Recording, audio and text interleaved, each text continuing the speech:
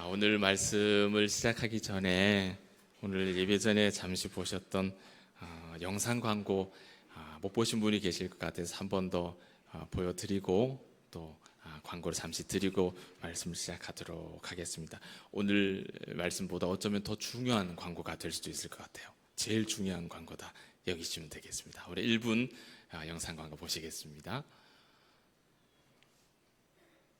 나 어릴 적 가족과 함께 하던 예배가 아직도 생각이 나 그때의 추억을 잊지 못해 오늘도 함께 앉아있네. 귀하고 귀하다 우리 어머니가 들려주시던 즐겁게 듣던 말 이 책 중에 있으니 이 성경을 이 예배를 이 가정 사랑합니다. 아무리 바빠도 가정 예배.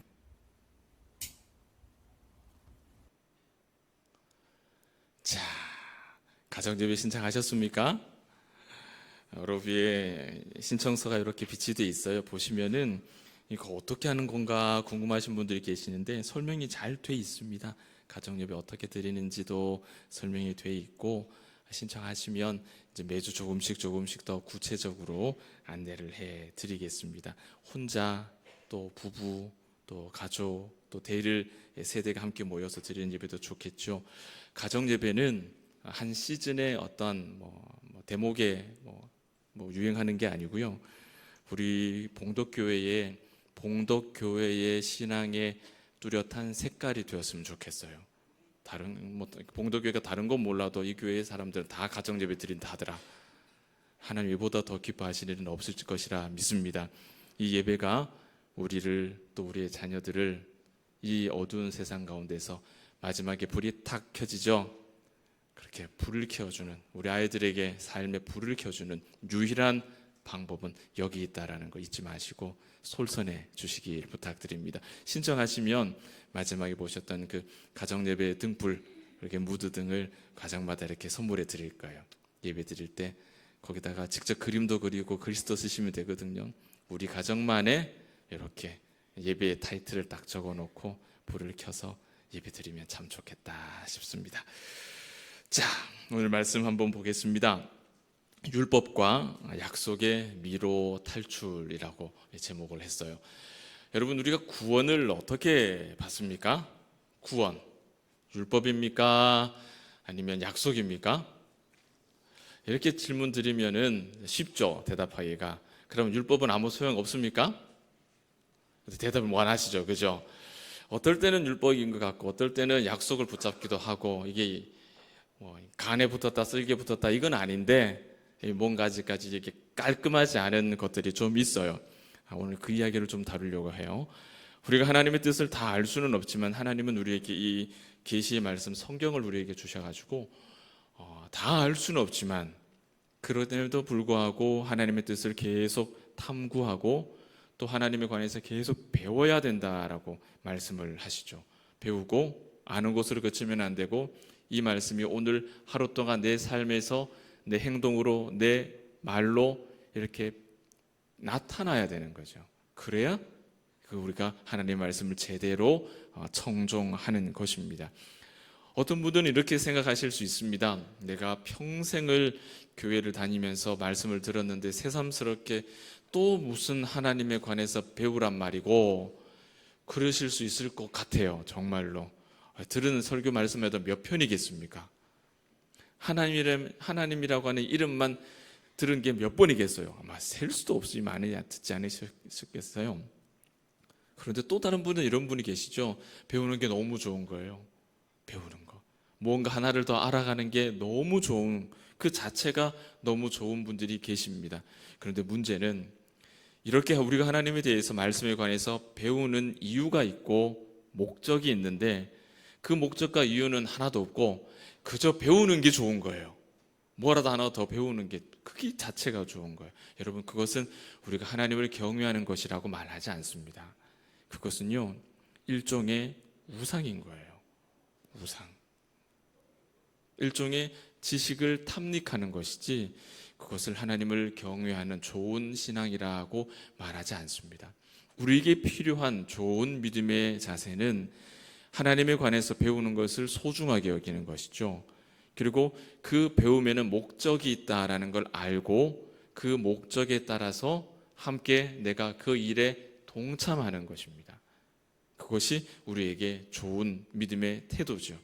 오늘 우리는 그런 사람이 한번 되어 보려고 해요. 어떤 측면에서 율법과 믿음이라고 하는 우리 둘 다 우리 가지고 있는데 구원이 어디서 오느냐를 물으면 우리의 구원이 어떤 식으로 설계되어 있느냐, 어떻게 시작해서 어떻게 마침표 찍어지느냐, 그 내용들을 우리가 설명을 하기가 애매한, 이것도 아닌 저것도 아닌 그런 자리에서 배워서 고백할 수 있고 우리의 삶에 적용할 수 있는 그런 구원에 관한 지식이 우리 봉도 가족들에게 한번 갖추어지면 좋겠습니다.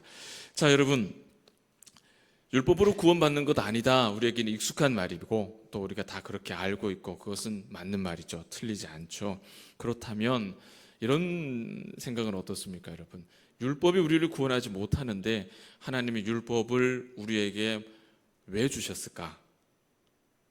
율법이 우리를 구원하지 못하는데 왜 주셨을까? 아마 머릿속에 이미 알고 계시는 분이 계실 거예요. 율법은 이런 이유로 우리에게 주셨다. 아마 떠오르는 말씀이 있으실 겁니다.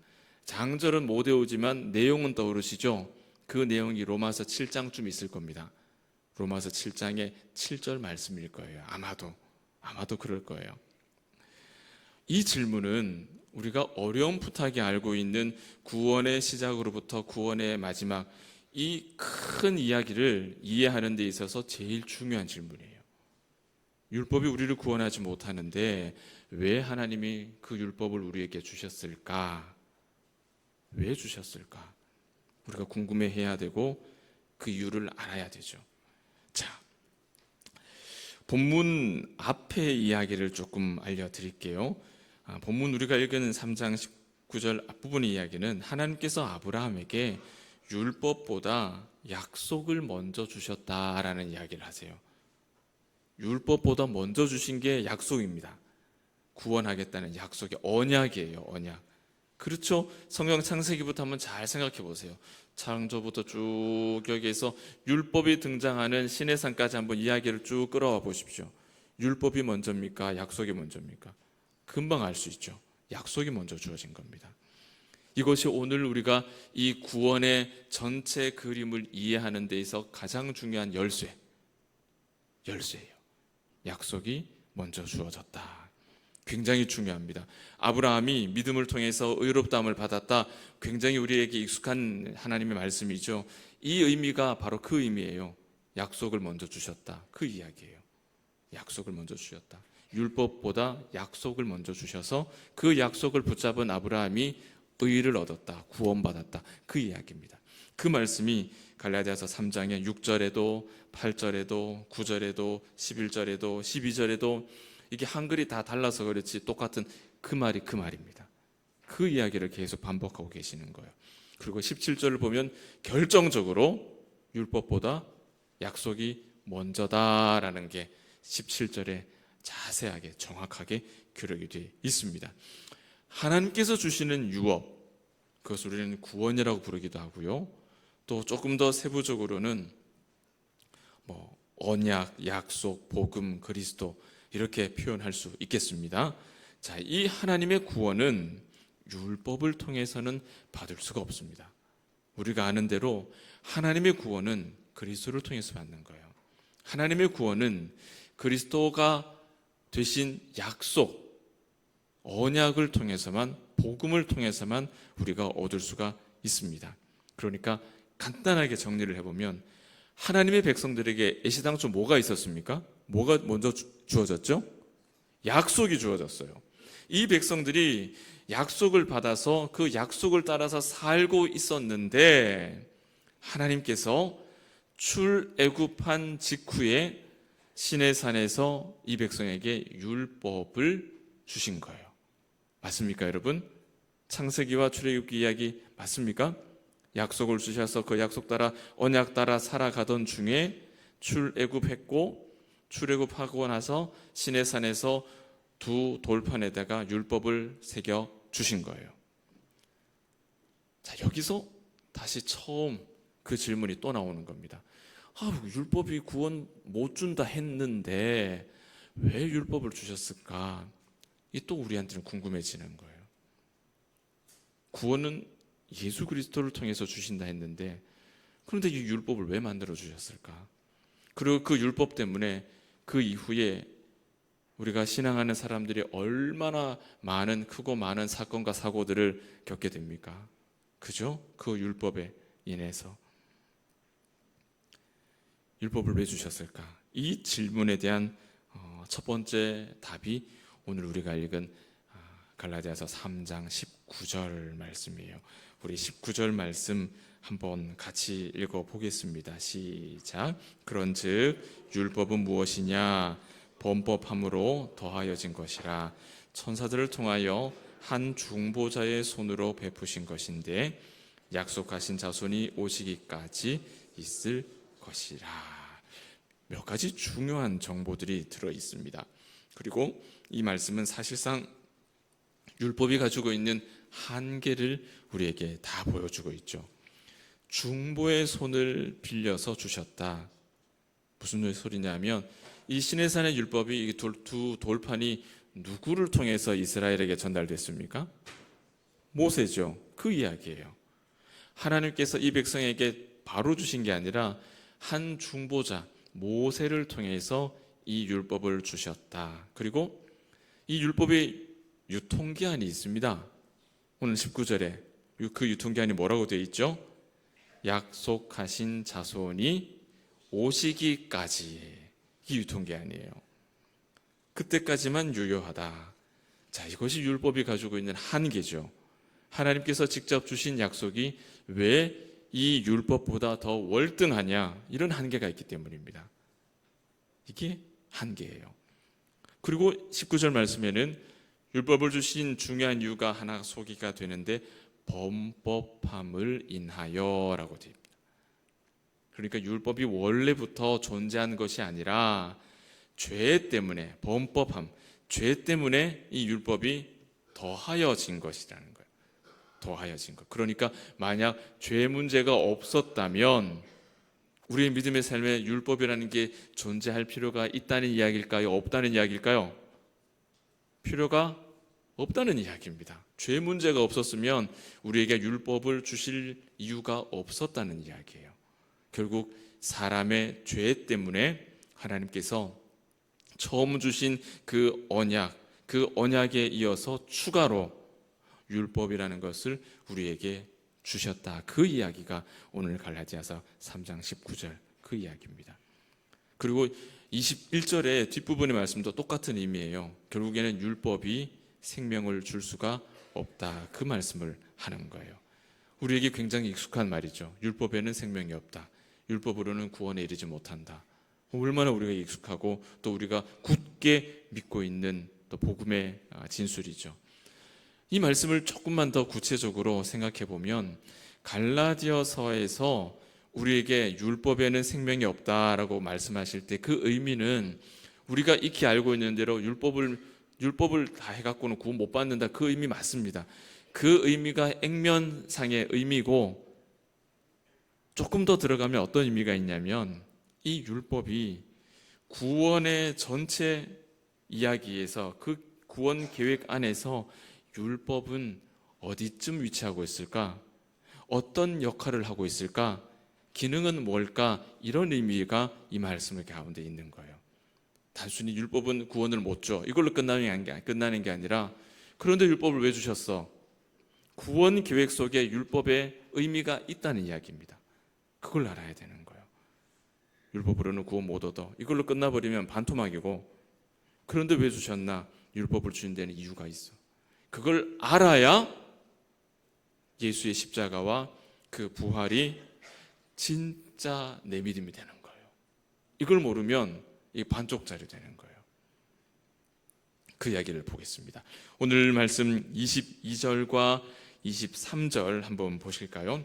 22절을 보시면 이런 말씀이 있죠. 성경이 모든 것을 죄 아래 가두었다. 여러분, 이거 어떻게 받아들여지십니까? 이 말씀. 성경이 모든 것을 죄 아래 가두어 버렸다. 성경이 우리를 죄 아래 가두었다. 성경이 우리를 죄 아래 가두었다. 여러분, 이해되십니까? 이거 좀 익숙하지 않은 문장 아닙니까? 그죠? 좀 이상하죠? 이상하게 들리는 게 그게 정상이에요. 23절, 우리는 율법 아래에 매인 바 되고 계시될 믿음의 때까지 갇혔다. 이거 조금 나아요. 그래도 이 말씀을 있는 그대로 읽으면 하나님의 말씀이 우리를 죄 아래 가두거나 우리를 갇히게 했다는 이야기입니다. 정말 그럴 수 있느냐? 그럴 수 있느냐? 어떻게 하나님의 말씀이 우리를 죄 아래 가두어 놓는 말씀이 될 수 있느냐? 안 되죠. 그렇죠? 하나님의 말씀은 우리를 죄에 갇혀 있는 우리를 자유케 하는 말씀이지, 하나님의 말씀이 우리를 죄 아래 이렇게 가두어 놓는 역할을 하는 건 아니란 말이죠. 그래서 우리가 갈라디아서 말씀이 어려운 거예요.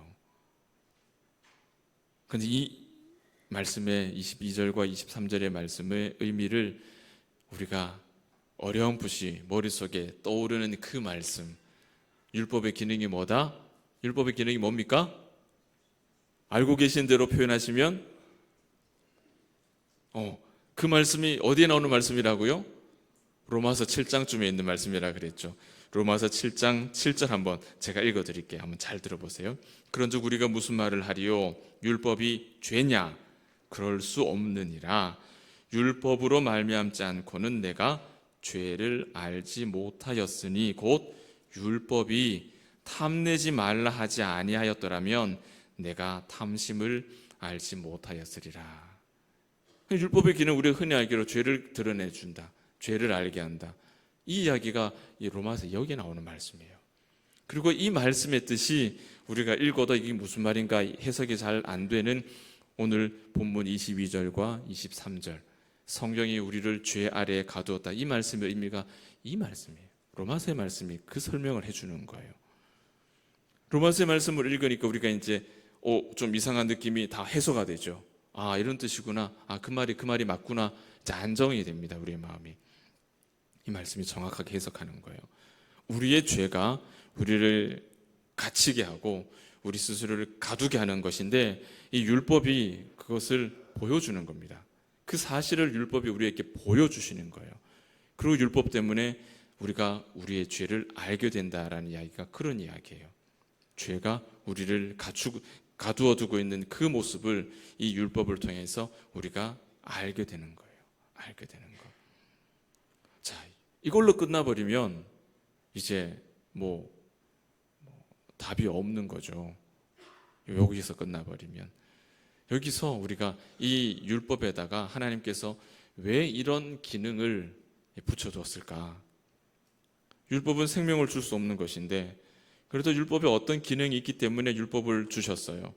그 율법의 기능은 우리가 스스로 우리 죄 문제로 인해서 죄에 갇혀 있는 우리 모습을 보게 해주는 거예요. 그 기능을 율법이 가지고 있어요. 왜 이런 기능을 율법에다가 붙여뒀을까? 어차피 율법 가지고는 구원 못 받는데 왜 이렇게 복잡하게 우리의 구원 계획에 이런 설계도를 그려놓으셨을까? 우리가 고민하지 않고 그냥 신앙생활을 하는 게 우리가 다반사죠. 그러나 우리가 이 사실을 알아야 합니다. 알아야 우리의 믿음이 견고해져요. 견고해지지 못하면 예수님의 십자가는 매년 새로운 십자가밖에 되지 않아요. 매년 새로운 십자가. 여러분, 율법에게 이런 기능을 부여하신 이유는 22절의 그 뒷부분을 보시면 이는 예수 그리스도를 믿음으로 말미암는 약속을 믿는 자들에게 주려 함이라. 아이고, 이게 한국말로 번역을 해놨더니 이게 복문이 되고 비문이 되니까 이게 잘 귀에 잘 안 들어옵니다.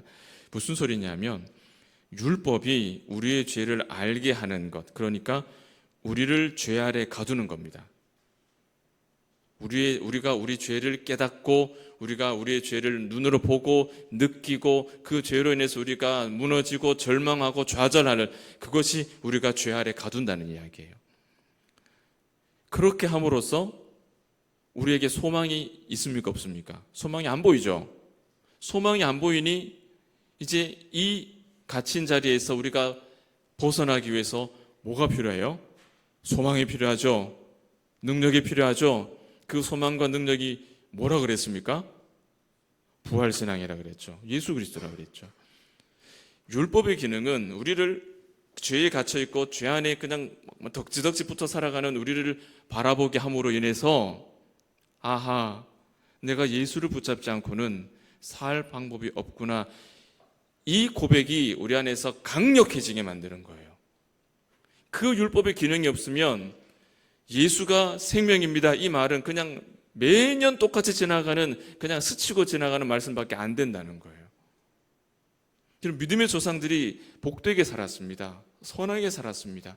다윗의 이야기를 우리 금요일마다 우리가 묵상하고 있는데 그 말씀을 듣고 난 우리의 마음의 한켠에는 이런 생각이 들어요. 아이고 맙소사 다윗처럼 어째 사노. 그런데 여러분 이 율법과 약속의 이 연결고리를 정확하게 우리가 둘 다 이해를 하면 다윗처럼 믿음으로 살 수 있게 되는 거예요. 왜? 우리 신앙이 견고해지니까.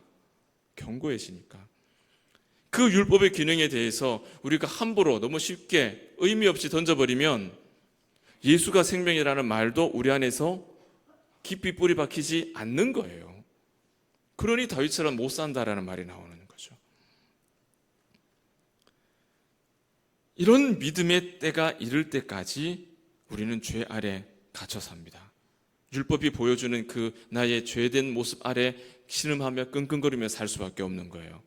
그래서 24절과 25절이 그 다음에 이어지는 겁니다. 초등교사라는 초등선생님 이제 유명한 부분이 나오죠. 율법이 어른이 되기 전 소년을 가르치는 초등교사와 같은 역할을 계속하는 거예요. 이렇게 잘못된 것을 잘못된 거라고 보여주는 거죠. 이거 틀린 거라고 보여주는 거죠. 이게 잘못이라고 보여주는 거예요. 초등학교 어린아이 때 어린 되기 전에 배워야 되는 거죠. 기초 체력을 만드는 거죠. 그겁니다. 그러다가 이제 그렇게 자신의 죄를 보고 소망이신 예수 그리스도를 고백하고 그 예수 그리스도가 아니면 살 수 없다는 확고한 믿음에 이르면 그 믿음의 때가 이르면 오늘 말씀에 믿음이 온 후에는 이 말이에요. 그때는 이 율법이 우리에게 영향을 미칩니까? 안 미칩니까? 안 미친다는 거예요. 왜? 이미 초등학생이 아니라 어른이 됐으니까. 성숙한 믿음이 됐으니까 초등교사 아래에 있지 아니하니라 이렇게 말씀하시는 겁니다. 나이와 관계없이 내 나이가 70이니까 나는 그때는 지나는가 보다 이런 의미 아닌가 아시죠? 그런 뜻 아닙니다. 우리 믿음의 범위가 성숙함이 어디쯤에 있는가를 한번 들여다보시면 좋겠어요. 계속해서 이렇게 율법에 관한 말씀을 드렸는데 이 율법이 오늘 말씀의 주인공이 아닙니다. 주인공은 따로 있어요. 율법은 주인공 앞에 등장한 아주 화려한 조연입니다. 조연. 율법은 아주 선한 것이고요. 아름다운 것이고 하나님의 성품을 보여주는 것이고 우리가 살아가야 할 길을 제시하는 것이고 구원을 향해서 우리가 어떤 길로 가야 되죠. 오른쪽으로 갈지 왼쪽으로 갈지 가르쳐주는 신호등과 같은 역할을 해요. 그럼에도 불구하고 이렇게 좋은 율법이 주인공이 아니에요. 왜 그런지 아세요? 아무리 좋은 역할을 해도 율법은 뭘 못합니까? 구원을 못해요. 율법은 우리에게 구원을 줄 수가 없어요. 그래서 율법은 주인공이 될 수가 없어요. 그럼 주인공이 누구겠습니까? 약속인 거죠. 약속. 제일 먼저 주신 그 약속이 우리를 구원하는 거예요. 근데 그 약속이 우리를 구하는 약속인 줄 몰라요. 왜? 죄의 문제 때문에. 죄로 인해서 뭐가 들어왔습니까? 율법을 그래서 덧붙여 주셨어요. 그 율법을 통해서 뭘 계속 깨달아요? 죄를 깨달아요. 죄를 계속해서 깨달아요. 그리고 이 죄 문제를 깊이 깨달으면 죄가 더한 곳에 뭐가 크다고요? 은혜가 크다고. 그 은혜가 뭐겠습니까? 그 죄를 계속 깨닫고 갱신해가는, 성숙해가는 과정 끝에 뭐가 있어요? 다시 주인공인 이 약속이 여기에 떡하니 있는 거예요. 예수께서 떡하니 이 자리 지키고 계신 거예요. 그때 우리의 구원이 완성이 되는 겁니다. 완성. 이것이 하나님의 구원 계획입니다. 우리에게 구원이 어떤 것인지를 보여주고 알려주고 가르쳐주고, 그러나 구원하는 기능이 없기 때문에 율법은 절대로 우리에게 우리의 믿음의 삶을 좌지우지할 수 없는 조연이에요. 이것이 율법의 위치고 율법의 역할. 주인공, 약속, 언약, 복음, 그리스도가 오실 때까지, 그때까지 그분이 왜 오셔야 되는지를 우리에게 가르쳐 주는 초등선생, 그 기능을 하는 거예요. 화려한 조연이죠. 하나님께서는 구원을 주시되 이렇게 우리가 선택한 그 죄에 관해서 먼저 알게 하셨어요. 너희가 무슨 짓을 했는지 너희가 알고 있느냐? 우리의 죄를 최대한 깊이 완벽하게 그 죄를 깨닫게 해주셔요. 보여주시는 겁니다. 왜? 이대로는 소망이 없다는 걸 알아야 예수를 붙잡으니까. 이걸 이래도 난 괜찮을 것 같아 하면 예수님 안 찾거든요. 그래서 율법의 시대가 길고 긴 겁니다. 얼마나 길어요? 우리 개개인으로 따지면 100년 안팎의 율법의 시대를 우리는 살아야 되는 겁니다. 계속해서 100년 동안 우리는 율법의 시대를 살아야 되는 거예요. 내 죄를 바라보면서. 인류를 생각해 보십시오. 주께서 창조하시고 죄가 들어온 이래로 지금까지 계속 율법의 시대를 살고 있는 거예요. 왜? 그 죄를 깨달아야 하기 때문에. 그래야 예수가 필요하다는 사실을 알기 때문이에요. 죄를 깨닫게 하십니다.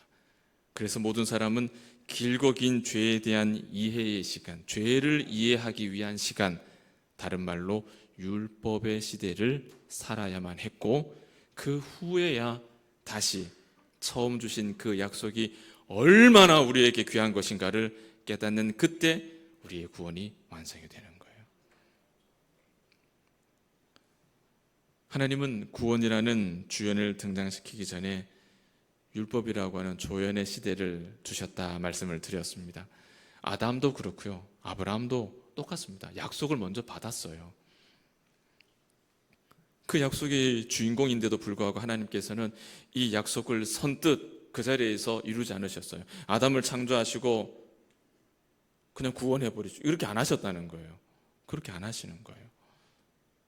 오랜 율법의 시대를 지나가게 하셨어요. 아무도, 단 한 사람도 예외가 없습니다. 아담이 죄를 지은 직후에도 하나님은 그 시대를 걸어가게 하시고, 노아 홍수에도 그런 시간이 필요했고, 노아 홍수 후에 사람들이 잠깐 정신을 차린 듯 했지만 어땠어요?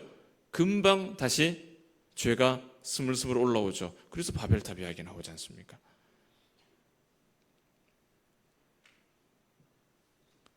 그때 하나님께서는 즉각적으로 괜찮은 사람들만 이렇게 골라다가 구원을 이루고 인류의 역사를 그냥 종결 지으실 수 있죠. 뭐 능력이 없어서 그렇게 못하신 게 아니잖아요. 그런데 그렇게 안 하시고 인류에게 율법을 주시는 거예요. 율법의 시대를. 여러분 너무 궁금하지 않습니까? 왜 굳이 그렇게 하셔야 되는가? 그 사이에 수많은 사람들이 하나님을 떠났습니다. 그리고 이방인이 됐어요. 그래서 모든 세상 사람들이 에덴에서 나와서 이제 하나님의 백성도 있고 이방 백성도 되는 거죠. 그렇게 흩어졌는데 그 이방 백성 가운데 한 가문을 하나님께서 선택하셔가지고 우리가 잘 아는 믿음의 조상으로 삼으시고 그 가문의 삶을 천천히 대를 이어서 계속해서, 그 대를 잇는 동안 좋은 일만 있겠습니까? 아니죠. 수많은 실수, 수많은 범죄, 수많은 회개, 수많은 용서, 이런 것들을 계속해서 반복해 가시면서 계속 참으시고 바라보시고 관찰하시는 겁니다. 그냥 딱 구원의 역사, 인류의 역사 여기서 끝, 이제 구원하고 여기는 이만큼은 지옥 가고 이쪽 이만큼은 천국 가고 끝, 이렇게 안 하신다는 거예요. 왜? 하나님은 그렇게 오래 참으실까? 왜 하나님은 그분의 능력으로 이 구원 사역을 그냥 쉽게 끝내버리지 않으시는 걸까? 왜 하나님은 예수님을 빨리 보내셔가지고, 예수님을 아담이나 아브라함 때쯤에 보내셔가지고 건질 사람 건지고 보낼 사람 보내고 이렇게 인류의 구원 역사를 끝내버리지 않으셨을까? 왜 그러셨을까? 왜 하나님은 내가 살아가야 할 100년 안짝의 이 고된 인생을 살게 하셨을까? 빨리 구원해서 종결 짓지 않으시고 왜 크고 작은 일들을 반복하고 채움과 비움의 이 과정들을 반복해서 빨리 구원을 이루어 가시지 않을까? 왜 하나님은 계속해서 이 긴 세월을 관찰만 하고 바라만 보실까? 여러분, 풀 수는 없지만, 우리 인간이 가진 이성으로는 이 문제를 해결할 수는 없지만, 여러분 참 많이 궁금합니다. 저는 천국 가면 꼭 물어보고 싶은 질문이 몇 개가 있는데 그 중에 여기 하나 새로 생겼어요. 하나님 왜 그러셨냐고. 왜 그러셨냐고. 그런데 몇 가지 중요한 사실은 우리가 유추할 수 있어요. 한 가지는 하나님께 있어서 이 구원이라는 것은 그렇게 쉽게 할 일이 아니라는 거예요. 하나님은 우리의 구원을 굉장히 진지하게 이루어 가시는 겁니다. 굉장히 진지하게 조심스럽게 우리의 구원을 이루어 가시는 거예요. 만약에 하나님께서 한 컷에 구원, 천국, 지옥을 결정하셨다면 세상 천지에 천국 갈 사람 누가 있겠습니까? 없죠. 하나님 우리의 구원을 정말 진지하게 이렇게 이루어 가시는 거예요. 또 하나, 그리스도께서 오시기까지 우리가 하나님의 그 구원에 관해서 배우고 깨달아야 할 것들이 너무 많다는 거예요. 그걸 다 깨닫지 않고는 하나님이 기대하시는 구원의 자리까지 우리가 이룰 수가 없어요. 그 이야기가 이 율법을 통해서 우리 죄를 계속해서 들여다보면서 소망은 예수밖에 없구나라는 걸 찾는, 거기까지 가는 과정이 그 이야기를 하는 겁니다. 율법은 거룩하신 하나님을 우리에게 보여주고, 율법은 거기에 비해서 너무나 추한 악독한 인간의 모습을 보여줍니다. 율법 딱 가운데 서면은 우리는 그래요. 하나님 너무나 거룩하시고 우리는 만족하지 못하는 너무나 추한 죄인이라는 사실이 딱 드러나죠. 여러분, 이 사실 우리가 다 알죠. 그러나 이걸 우리가 몇 줄 문장으로 성경에 기록해 놓고 그냥 이거 듣고 배우고 그렇구나 아멘 이렇게 끝낼 문제가 아니라는 거예요. 여러분, 그렇게 단순하게 지나갈 문제가 아니라는 거죠. 길고 긴 우리 인생의 전체 송두리째 그 인생을 통해서 내가 체험하고 내 뼈에 내 마음에 내가 이만큼 추한 죄인이구나 새겨야 되는 거예요. 뼈에 사무치도록 새길 수 있어야 예수의 십자가가 나에게 흔들리지 않는 소망이 되는 거예요. 이게 그냥 쑥 지나가 버리면 예수 십자가도 쑥 지나가는 겁니다. 그래서 죄가 다한 것에 은혜가 깊다는 거예요. 로또처럼 내가 노력해서 얻은 작은 어떤 열매보다 로또처럼 큰 행운을 만나서 한 번에 덜컥 얻을 수 있는 구원이라면, 여러분 구원이 정말 그런 형태의 구원이라면 여러분 그 구원이 참된 구원이겠습니까? 여러분, 하나님은 구원은 그런 게 아니다라는 걸 우리에게 가르쳐 주시려고 우리 각자에게 각자의 인생만큼의 긴 율법의 시대를 우리에게 다 걸어가게 하시는 거예요. 온전한 구원은 그 긴 시간 죄에 대해서 심사숙고하고 하나님께서 그런 죄인인 나를 위해서 아들을 주셔야 할 수밖에 없었던 그 하나님의 마음을 깊이 아는 겁니다. 그걸 알 때 우리의 구원이 진짜 구원이 되는 거예요. 우리의 믿음의 고백이 진짜 고백이 되는 거예요. 길고 긴 산통, 출산하기 전 그 긴 산통, 절박한 내 죄에 대한 이해, 이렇게 긴 율법의 시대를 우리에게 주셨다. 이걸 이해해야 구원의 의미, 구원의 감격이 우리 안에서 쉽게 이렇게 떠나지 않아요. 무슨 일 당하면 그것도 쑥 다 빠져나가 버렸다가 그 문제 해결되면 할렐루야 또 쑥 들어왔다가 이렇게 안 된다는 얘기예요. 이것이 화려한 조연이었던 율법의 기능입니다. 아무리 조연이 이런 좋은 기능을 가지고 있어도 주연, 우리에게 구원을 주시는 예수 그리스도 하나님을 잊으면 안 되겠죠. 우리에게 구원을 주시는 분은 언약이고 약속이고 복음이고 그리스도 하나님밖에 없습니다. 말씀을 맺습니다. 여러분, 생명은, 구원은 하나님께만 있습니다. 하나님께서는요, 율법을 사용해서 우리 죄를 드러내시죠.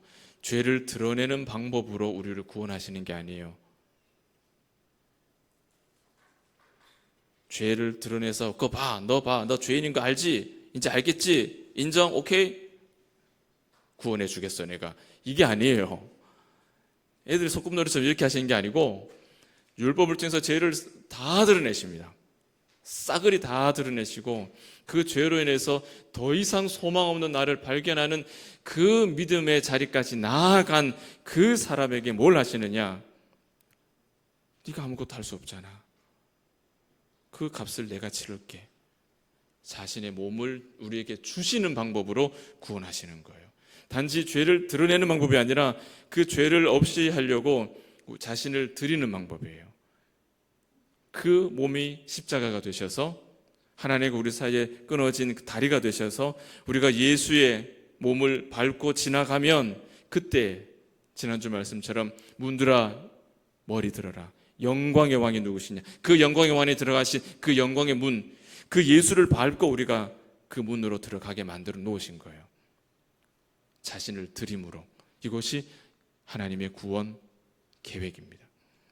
우리가 진실로 이런 하나님의 구원 계획을 알고 믿는 사람이라면 믿음의 조상들처럼 예수님처럼 다른 사람의 허물과 실수와 잘못을 위해서 율법으로 죄를 드러내는 걸로 끝나지 않고 한 걸음 더 나아가서 그를 위해 내가 먼저 죽는 길을 마다할 사람이 있겠습니까? 아니요. 진짜 구원을 고백하는 사람은 죄를 드러내는 걸로 끝나지 않아요. 그 죄를 덮기 위해 내가 대신 죽는 길을 선택하는 겁니다. 우리가 그런 사람이 오늘 한번 되어 보자는 거예요. 그게 우리가 율법과 약속의 이 미로를 이렇게 해결하는 마지막 결론입니다. 오늘 우리는 율법과 약속의 이야기를 살폈습니다. 하나님께서 어떻게 우리의 구원 역사를 인도해 오셨는지를 들었고 하나님께서 우리를 구원하신 방법도 배웠습니다. 율법을 드러내는, 죄를 드러내는 게 아니라 그 죄를 없애기 위해서 자신을 주시는 방법이었다. 방향 지시등만 주신 게 아니라 자신을 주셨어요. 자신을 주셨어요.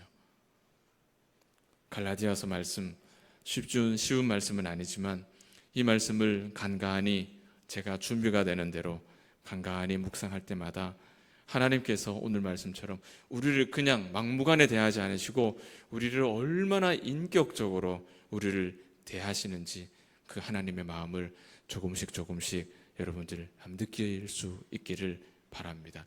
이제 율법에 흔들려서 율법에 쫓아다니면서 보여주는 신앙생활만 하는 것 이제 멈추시고요. 언제나 우리에게 언약 그 관계를 기대하시고 마음으로 연합되기를 기대하시는 그 하나님의 마음을 우리가 진심으로 들여다보고 우리가 몸과 마음과 뜻과 정성을 다해서 한 분이신 그 하나님을 신앙하는 우리 봉동의 가족들 되시기를 주의 이름으로 축복합니다. 기도하겠습니다.